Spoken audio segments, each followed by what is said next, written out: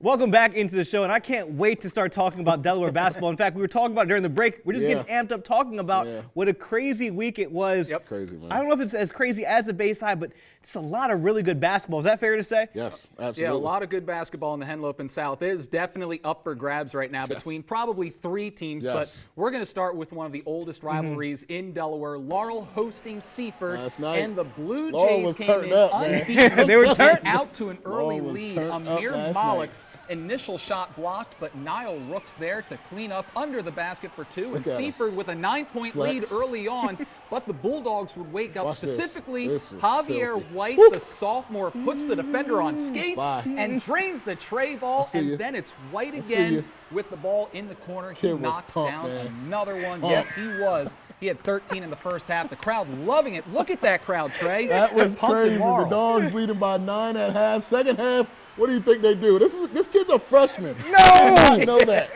Dontarius Jones, one-handed slam. That gets the crowd up. And then Kylie Wilson, lefty, no look. Why not? Another Let's focus on him again. Why not? Another freshman. Laurel hands Seaford their first loss of the season. A big-time 74-54 win. I just can't say enough. I mean, we know this was a big game coming in, and I mean, our guys are so hyped up right now. You know, we got a big game next week too against Woodbridge, but I'm just so proud of them. And the individuals stepped up, like Javi and Don, and our big men really stepped up as far as Corey and Nafir. I feel like Shannon Sharp over here. They got the dog in them. The dog in them right there. Man, that was impressive. The freshmen too? Yes. Wow, what does that say about Laurel? I mean, that's the thing about Laurel is they are a very young team. Five of their biggest components on that team, they're all freshmen and sophomores. That's what they're winning with right now. And to go down 9 points at home against an unbeaten team who's also extremely good and also very young, and then to come back and win by 20 points, so impressive by Laurel. Yeah, and I love the energy that Laurel plays with, man. You know, some people might not like it. Some people might not like it or think they're showing the opponent up. But I really think these kids are just too young to care about that. They're having fun. The crowd is in it. They're 9-2. They're out there having fun, like you said. That was a sellout at Laurel. You don't really see that too often, but when you're going to get these other big teams and these Seaforths and these Woodbridges with these close in proximity rivalries, you're going to get that. And these kids were pumped up. Congratulations to them. But it's not over, of course. It's going to be interesting down the stretch with Woodbridge and with Seaford. We'll talk about that a little bit later. Laurel's last loss is to Woodbridge in early December. Wow. So that was 7 games ago, and that was December the 12th. By 32 points as well. And they lost by 32. Yep. They've just been getting better as the season's been going on. I don't know what to make of it. We're going to try to make a little bit more of it. I'm going to toss it over to the wall to Drew. I guess I'll do my best. We'll do anything, right? But we'll begin with the Battle of the Techs. Sussex Tech and Polytech tipping off at Georgetown this evening. And let's just say offense was hard to come by early in this one. Samuel Slater with the board, and he's going to put it back. Just 8 total points in the first quarter between these two teams. But Tech started to pull away. Kevin Custis from long range, he's going to get it to go. And then it's Custis again. This time he's going to switch it up and go to the other side of the floor. Tech by 6 at halftime. And, well, they would continue to distance themselves in the second half. Deshaun Johnson, he's going to get ahead to Skylar Johnson, who finds Cameron Daniels underneath. Good passing there from the Ravens and good ball movement. Then Skylar Johnson's going to get in the lane, get the layup to go, and some contact. And watch this bucket from Chancellor Johnson, who's going to drive in and just get the floater to go. The Ravens up by double digits in the second half. But Polytech, they're going to storm all the way back into this thing. Down 3 seconds to go. This 3 would be short of the rim, and the Ravens, they hang on to take this one 42-39. And then both Dover and Cesar Rodney came into Tuesday unbeaten in the Henlopen and 1 loss each overall. Winner gets a little breathing room in the division. The Riders out to an early lead. Syed Miles is going to drain the short baseline jumper to fall. Play of the first half, though. Kamal Marvel, he's going to pick off a pass and take it all the way in the distance. Puts it on the defender's head, folks, and gets the contact. Riders with a little small lead early, but man, Dover is hard to keep pace with down. Jaheim Spencer's going to get it near the foul line. He's going to drop down a jumper. And just before the half, Elijah Allen almost loses the ball, just wildly throws up the ball at the buzzer, and somehow it's better to be lucky than good. Sometimes it's better to be both. Senators lead by 11 at the half. Second half, though, they begin to pull away. Allen gets the steal. He's going the other way for the layup. And then the Senators looking for the knockout punch. Wanye Wise to Jaheim Spencer for the jam. Off the backboard. Senators run away with this game in the second half in front of the Governor, 93-72. Even with him on the court, you know, it's just, we hold the same responsibility with him out. Yeah, I pick it up for him. I mean, we all picked it up for him and other players that were missing tonight. So, you know, we just got to pick it up for one another.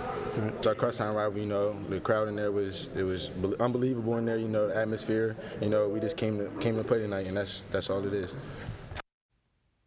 And switching gear over to the girls' game. Lady Jags took this matchup 48-44 a week ago. Things looking good for Laurel early. Kayla Smith's going to get the layup to fall through the contact. And then Carly Venables from long distance. Bulldogs take the 9-point lead to end the first quarter. But here come back the Jags. Kayla Mitchell is going to miss the initial shot, but she gets the board and she's going to cash in. Mitchell doing work down low. Then time ticking down in the first half. Corey Blunt's going to get the steal, recovers the ball, takes it all the way to the basket, getting the layup to fall. Bulldogs take a 14-point lead at the half, 6-second half. Bulldogs pouring it on. Sarity McLean's going to get it underneath the basket and hit the open layup. Then it's McLean on the fast break, and she's going to find Venables for the layup. Laurel takes the rematch with Salisbury Christian by a final of 63-48. They didn't want to lose anymore, you know. We're coming out, we're playing in games, and we're winning the games we're supposed to win. We took a loss to Salisbury in the Governor's Challenge. They got us. We shot bad. We missed 8 free throws in the final minute and 40 seconds, and we lost by 8 points. And I tell my girls every day, if we put ourselves in position to compete, okay, and at the end of the day, it's a possibility we can put ourselves to win basketball games. But at the end of the day, it's just improving, staying together, you know, and showing that Bulldog pride. So, again, a wild week in the Henlopen, guys. We'll send it back to you for some more scores. Thanks, Drew. Other scores around the Henlopen. Delmar, my goodness, fell on their face this week. They finished 0-3 for the week. They dropped this one to Woodbridge, 65-48. And Cape Henlopen getting back in the win column on Tuesday, 64-58. They take down Central. Javon Burton with 21. Colin Mallett dropping 15 for Cape. And the Vikings now 3-4. Tough stretch coming up with CR and Smyrna next week. Oh, well, that was fun. So here's the thing. Okay, the South is where I want to focus on because the North, in my mind, yeah, Dover. We know what's it's going Dover. on there. It's Dover. But the South, I want to get back to Laurel here. We mentioned that last loss to Woodbridge. Yeah. But with a team of freshmen and sophomores, they mature quickly. Yeah. Their first varsity season, they're learning a lot. Is there a chance that they really shape up and make something out of themselves this season and compete in the playoffs? Oh, absolutely. I think that this team, if they can continue to roll with what they have, they can continue to get better. And really what I want to point to is what the race is looking like in the South. I think that we can all agree that Delmar, after the week that they had, they're finished after this week. Might be out of this race. It can happen that quickly. This is now a 3-horse race between Laurel, Woodbridge, and, of course, Seaford. We can't count them out yet. No, not yet. But I'm very disappointed with the week that Delmar had, man. You had a chance to show up and show something to us. But you go 0-3 this week against Laurel, Woodbridge, and now Lake Forest. I mean, Lake Forest isn't even a team that we have in our top 4 right now. Yeah. But continuing on the Laurel bandwagon, though, young team, 7-0 in their last 7 games, and they just look like a young team that just continues to get better as the season goes along. Very excited to see. They don't look like they care who they play against. That's true. I will say this, though. Crazier things have happened. We've seen teams break down. So even though the window is very small for Delmar, you never know what can happen in the late stretch. High school sports can be a funny thing. Absolutely. Yep. And one more thing. Next week on Tuesday, we got Laurel and Woodbridge. Can't wait to see that matchup because I want to see how Laurel does in their second matchup with Woodbridge. Like we said, 32-point loss just a couple of months ago to Woodbridge. I want to see how they respond now that we've seen 7 straight wins out. Yeah, and of course we'll be at that game. There we go. All right, gentlemen. Well, we do have to take a quick break, but when we come back, we have great weather this weekend, and the man to tell you more about that is Chief Meteorologist Daniel Johnson, so he'll tell you what you can expect as we head into your Saturday and Sunday. I'm TJ Gibson from Delmarva High School. You're watching Delmarva Sports Insider.